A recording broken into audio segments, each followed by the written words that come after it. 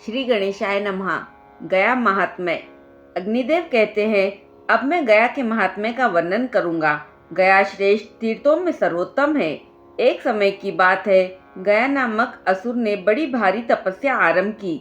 उससे देवता संतप्त हो उठे और उन्होंने क्षीर सागर शाही भगवान विष्णु के समीप जाकर कहा, भगवान आप गयासुर से हमारी रक्षा कीजिए। तथास्तु कहकर श्री हरि गयासुर के पास गए और उससे बोले, कोई वर मांगो। दैत्य बोला, भगवान मैं सब तीर्थों से अधिक पवित्र हो जाऊं। भगवान ने कहा, ऐसा ही होगा। यूं कहकर भगवान चले गए। फिर तो सभी मनुष्य उस दैत्य का दर्शन करके भगवान के समीप जा पहुँचे। पृथ्वी सूनी हो गई। स्वर्गवासी देवता और ब्रह्मा आदि प्रधान देवता श्रीहरि के निकट जाकर बोले, देव श्रीहरि पृथ्वी और स्वर्ग सुने हो गए। दैत्य के दर्शन मात्र से सब लोग आपके धाम में चले गए हैं। यह सुनकर श्रीहरि ने ब्रह्मा जी से कहा, तुम संपूर्ण देवताओं के साथ गयासुर के पास जाओ और यज्ञ भूमि बनाने के लिए उसका शरीर मांगो। भगवान का यह आदेश सुनकर देवताओं सहित ब्रह्मा जी गयासुर के समीप जाकर उससे बोले, दैत्य प्रवर मैं तुम्हारे द्वार पर अतिथि होकर आया हूँ और तुम्हारे पावन शरीर को यज्ञ के लिए मांग रहा हूँ। तथास्तु कहकर गयासुर धरती पर लेट गया। ब्रह्मा जी ने उसके मस्तक पर यज्ञ आरंभ किया। जब पूर्णाहुति का समय आया तब गयासुर का शरीर चंचल हो उठा। यह देख प्रभु ब्रह्मा जी ने पुनः भगवान विष्णु से कहा, देव गयासुर पूर्णाहुति के समय विचलित हो रहा है। तब श्री विष्णु ने धर्म को बुलाकर कहा, तुम इस असुर के शरीर पर देवमयी शिला रख दो और संपूर्ण देवता उस शिला पर बैठ जाएं। देवताओं के साथ मेरी गदाधर मूर्ति भी इस पर विराजमान होगी। यह सुनकर धर्म ने देवमयी विशाल शिला उस दैत्य के शरीर पर रख दी। शिला का परिचय इस प्रकार है। धर्म से उनकी पत्नी धर्मवती के गर्भ से एक कन्या उत्पन्न हुई थी जिसका नाम धर्मव्रता था। वह बड़ी तपस्विनी थी। ब्रह्मा के पुत्र महर्षि मरीचि ने उसके साथ विवाह किया। जैसे भगवान विष्णु श्री लक्ष्मी जी के साथ और भगवान शिव श्री पार्वती जी के साथ विहार करते हैं, उसी प्रकार महर्षि मरीचि धर्मव्रता के साथ रमण करने लगे।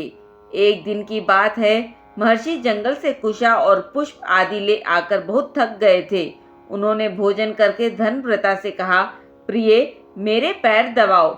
बहुत अच्छा कहकर प्रिया धर्मव्रता थके मांदे मुनि के चरण दबाने लगी। मुनि सो गए। इतने में ही वहां ब्रह्मा जी आ गए। धर्मव्रता ने सोचा, मैं ब्रह्मा जी का पूजन करूं या अभी मुनि के चरण सेवा में ही लगी रहूं। ब्रह्मा जी गुरु के भी गुरु है, मेरे पति के भी पूज्य है, अतः इनका पूजन करना ही उचित है। ऐसा विचार कर वह पूजन सामग्रियों से ब्रह्मा जी की पूजा में लग गई। नींद टूटने पर जब मरीचि मुनि ने धर्मव्रता को अपने समीप नहीं देखा तब आज्ञा उल्लंघन के अपराध से उसे श्राप देते हुए कहा, तू शिला हो जाएगी। यह सुनकर धर्मव्रता कुपित हो उनसे बोली, मुने चरण सेवा छोड़कर मैंने आपके पूज्य पिता की पूजा की है, अतः मैं सर्वथा निर्दोष हूँ। ऐसी दशा में भी आपने मुझे शाप दिया है, अतः आपको भी भगवान शिव से शाप की प्राप्ति होगी। यूं कहकर धर्मव्रता ने श्राप को पृथक रख दिया और स्वयं अग्नि में प्रवेश करके वह हजारों वर्षों तक कठोर तपस्या में संलग्न रही। इससे प्रसन्न होकर श्री विष्णु जी आदि देवताओं ने कहा, वर मांगो। धर्मव्रता देवताओं से बोली, आप लोग मेरे श्राप को दूर कर दे। देवताओं ने कहा, शुभे महर्षि मरीचि का दिया हुआ श्राप अन्यथा नहीं होगा। तुम देवताओं के चरण चिन्ह से अंकित परम पवित्र शिला होगी।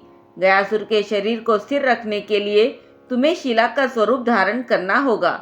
उस समय तुम देवव्रता, देवशिला, सर्वदेव स्वरूपा, सर्व तीर्थमयी तथा पुण्यशिला कहलाओगी।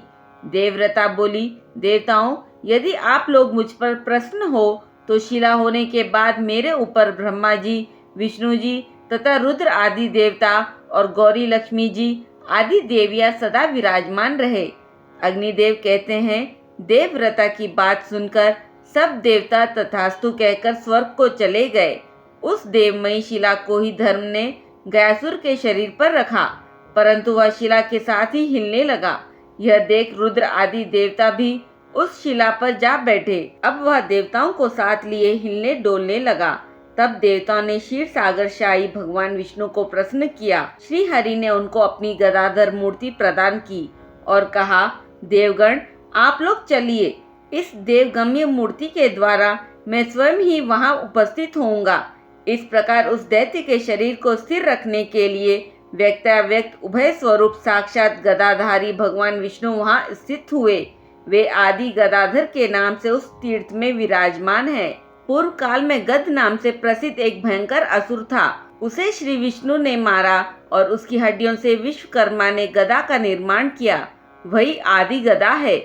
उस आदि गदा के द्वारा भगवान गदाधर ने हेती आदि राक्षसों का वध किया था, इसलिए वे आदि गदाधर कहलाए। पूर्वोक्त देवमयी शिला पर आदि गदाधर के स्थित होने पर गयासुर स्थिर हो गया। तब ब्रह्मा जी ने पूर्णाहुति दी। तदंतर गयासुर ने देवताओं से कहा, किस लिए मेरे साथ वंचना की गई है? क्या मैं भगवान विष्णु के कहने मात्र से स्थिर नहीं हो सकता था? देवताओं, यदि आपने मुझे शिला आदि के द्वारा दबा रखा है तो आपको मुझे वरदान देना चाहिए। देवता बोले, दैत्य प्रवर, तीर्थ निर्माण के लिए हमने तुम्हारा शरीर को स्थिर किया है, अतः यह तुम्हारा क्षेत्र भगवान विष्णु, शिव तथा ब्रह्मा जी का निवास स्थान होगा। सब तीर्थों से बढ़कर इसकी प्रसिद्धि होगी तथा पितर आदि के लिए यह क्षेत्र ब्रह्मलोक प्रदान करने वाला होगा। यूं कहकर सब देवता वहीं रहने लगे। देवियों और तीर्थ आदि ने भी उसे अपना निवास स्थान बनाया। ब्रह्मा जी ने यज्ञ पूर्ण करके उस समय ऋत्विजों को दक्षिणाएं दी। 5 कोस का गया क्षेत्र और 55 गांव अर्पित किए। यही नहीं, उन्होंने सोने के अनेक पर्वत बनाकर दिए। दूध और मधु की धारा बहने वाली नदियां समर्पित की। दही और घी के सरोवर प्रदान किए। अन्न आदि के बहुत से पहाड़, कामधेनु गाय, कल्पवृक्ष तथा सोने चांदी के घर भी दिए। भगवान ब्रह्मा ने ये सब वस्तुएं देते समय ब्राह्मणों से कहा, विप्रवरों, अब तुम मेरी अपेक्षा अल्प शक्ति रखने वाले अन्य व्यक्तियों से कभी याचना न करना। यूं कहकर उन्होंने वे सब वस्तुएं उन्हें अर्पित कर दी। तत्पश्चात धर्म ने यज्ञ किया। उस यज्ञ में लोभवश धन आदि का दान लेकर जब वे ब्राह्मण पुनः गया में स्थित हुए, तब ब्रह्मा जी ने उन्हें श्राप दिया, अब तुम लोग विद्या विहीन और लोभी हो जाओगे। इन नदियों में अब दूध आदि का अभाव हो जाएगा और ये स्वर्ण शैल भी पत्थर मात्र रह जाएंगे।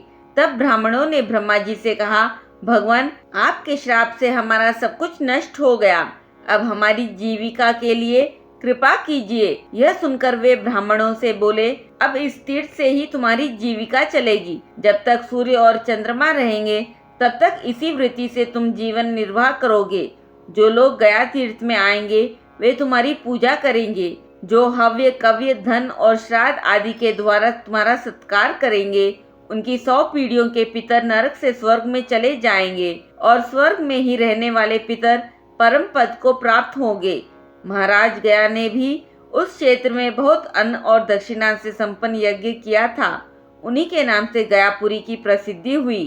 पांडवों ने भी गया में आकर श्री हरि की आराधना की थी। इस प्रकार गया महात्म्य वर्णन संपूर्ण हुआ। ओम नमो भगवते वासुदेवाय नमः।